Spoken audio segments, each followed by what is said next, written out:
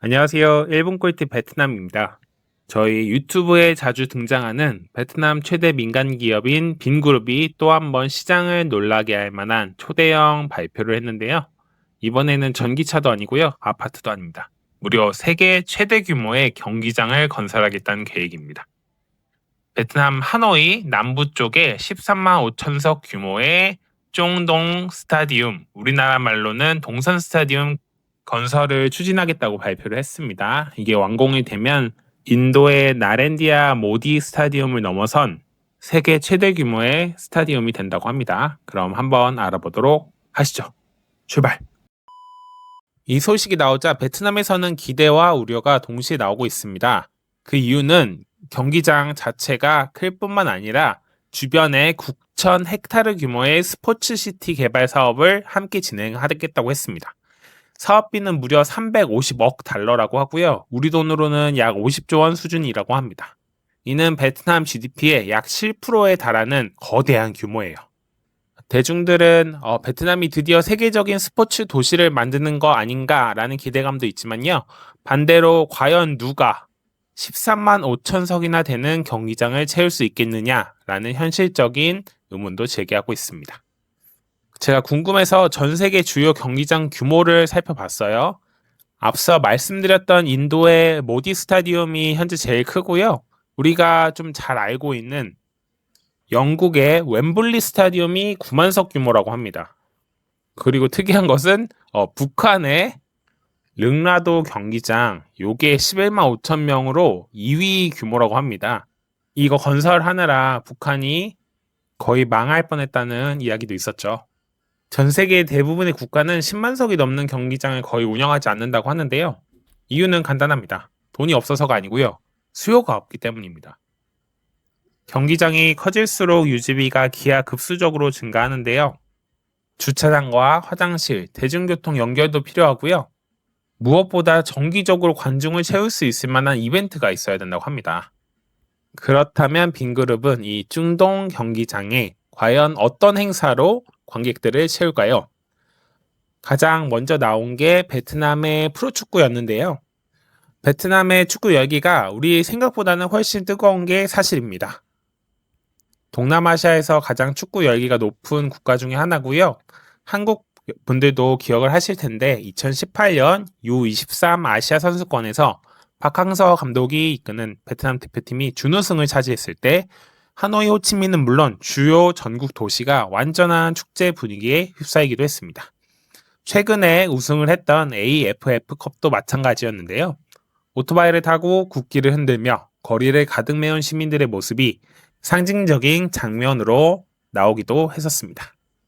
특히 국가대표 경기가 열리는 날이면 카페, 식당, 술집마다 대형 스크린을 설치하고 단체 응원을 하기도 해요. 이 부분이 한국과도 상당히 비슷한데요. 그렇다고 해서 우리나라 K리그가 매 경기 5만 명, 6만 명씩 관중을 모으는 것은 아니죠. 베트남도 마찬가지입니다. 이 국가대표와 프로축구 시장 규모는 완전히 다르고요. 베트남의 V리그 2023-2024 시즌 평균 관중은 약 5,900명 수준이었다고 합니다. 앞서 말씀드린 중동 스타디움 기준으로 봤을 때는 좌석의 4%를 겨우 채우는 수준이네요. 즉 현재 시장 규모만 봤을 때는 이 13만 5천석이라는 경기장을 정기적으로 운영하기에는 상당한 도전과 허들이 있습니다. 그렇기 때문에 빈그룹도 여러 가지 생각을 하고 있는 것 같아요. 빈그룹이 이제 부동산으로 성공한 걸 보면요. 먼저 랜드마크 같은 것을 만들어요. 거기다가 도로를 연결하고 주거단지, 학교와 병원, 쇼핑몰까지 넣습니다. 이게 전형적인 그 베트남 빈그룹의 도시 개발 방식인데요. 대표적인 사례가 비놈주 오션파크라는 곳이에요. 10년 전만 해도 그 하노이의 지아람 지역은 농촌 지역에 가까운 곳이었는데 최근에는 여기다 인공호수도 짓고 아파트, 국제학교, 병원, 쇼핑몰까지 넣으면서 수십만 명이 거주하는 하노이의 대표 신도시가 되었습니다. 즉 빈그룹은 아무것도 없는 곳에서 도시를 만드는 방법을 알고 있는 것 같아요. 미국도 이런 모델로 성공을 시킨 사례가 있는데요. LA의 소파이 스타디움이 그 예라고 합니다.